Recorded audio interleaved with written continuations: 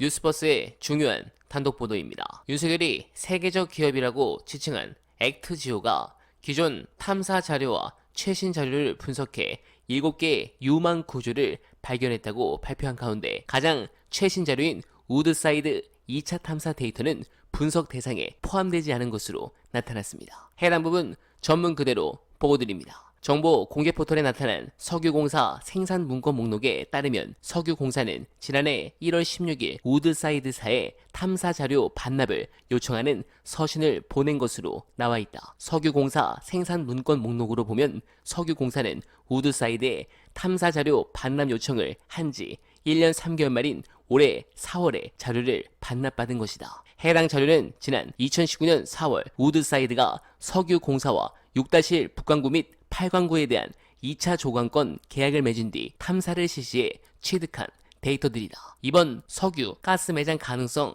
진단을 내놓은 액트지오사는 지난해 2월부터 지난해 말까지 기존 탐사 자료 및 석유공사가 새롭게 제공한 자료를 분석했다고 밝힌 바 있다. 이에 따라 지난 4월에 반납받은 우드사이드사의 2차 탐사 자료는 액트지오의 분석에 포함되지 않았다. 네, 해당 부분이 중요한 것은 아브레오 박사는 지난 7일 기자회견에서 우드사이드사가 조기 철수에 심층 분석을 못했다면서 우드사이드사와 다른 방법으로 분석을 했다고 말했습니다. 그러면서 전날 조선일보가 일면으로 띄운 인터뷰에서 우리는 우드사이드보다 더 좋고 많은 데이터를 갖고 있다고 주장했습니다. 그러나 해당 보도의 내용을 보면 우드사이드사의 2차 탐사 데이터를 확보한 상태에서 이를 포함시키지 않은 채 서둘러 매장 가능성을 발표한 것이어서 논란이 뒤따를 전망입니다. 네, 정말 충격적입니다. 이거 완전 국가적 사기극이 생각나는 장면입니다. 관련해서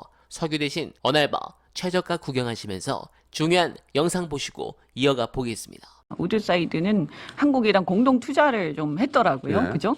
그래서 자기 돈까지 드린 거예요. 네, 대략 한 5천억 정도 드린 네. 것 같던데 돈을 들였는데 투자를 했는데도 불구하고 상당히 시간을 들여서 또 15년간이나. 예, 시간을 들여가지고 투자를 했는데도 불구하고 이제 가망이 없다라고 해서 매몰 비용으로 처리하고 철수하는 거예요. 그렇죠. 네, 그러니까 본전 생각이 날 텐데도 그러니까 이것은 상당히 큰 어떤 결정을 한 결정이죠. 건데 이 상황에서 이제 여기 그 액트지오라는 네. 회사는 여기는 뭐냐면 그냥 분석만 한 거예요. 그 자료를 네. 가지고.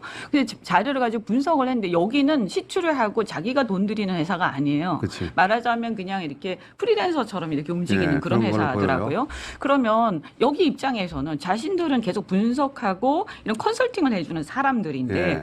그럼 누군가가 이 투자를 해서 네. 이 말하자면 시추도 하고 이런 어떤 인프라가 붙어줘야 되는 거잖아요. 계속 네. 일을 하려면요. 네. 그러니까 지금 한국 정부가 네. 하나의 어떤 굉장히 좋은 어떤 파트너가 된 거죠. 네, 공감합니다. 이건 진짜 역대급 게이트로 커질 것 같은데 사실 기업은 이윤 추구가 1번입니다. 그런 부분에서 정부의 탐사 시추 승인에 결정적으로 의문이 일기한 것은 외국 석유 회사로 유일하게 탐사를 함께 해오던 호주 기업 우드사이드사가 조강권 만기를 6년 앞두고 지난해 1월 철수한 일 때문입니다. 우드사이드는 사업 보고서에 장래성 없는 광구에서 철수했다는 기록을 남겼습니다. 그 뒤 석유공사에 의뢰를 받은 액트지오가 1년여 만에 성공 가능성이 매우 높다는 결론을 단독으로 도출했고 정부는 대통령이 나서서 탐사 시추 계획 승인을 전격 발표했습니다. 그들의 목적은 최혜병, 김건희 특검을 피하려고 이런 쇼를 하는 것 같은데 절대 국민들은 이번 총선 결과처럼 잊지 않는다 라는 것을 두창이가 느끼길 바라며 어날바는 오늘도 최선을 다하겠습니다. 여러분 고맙습니다.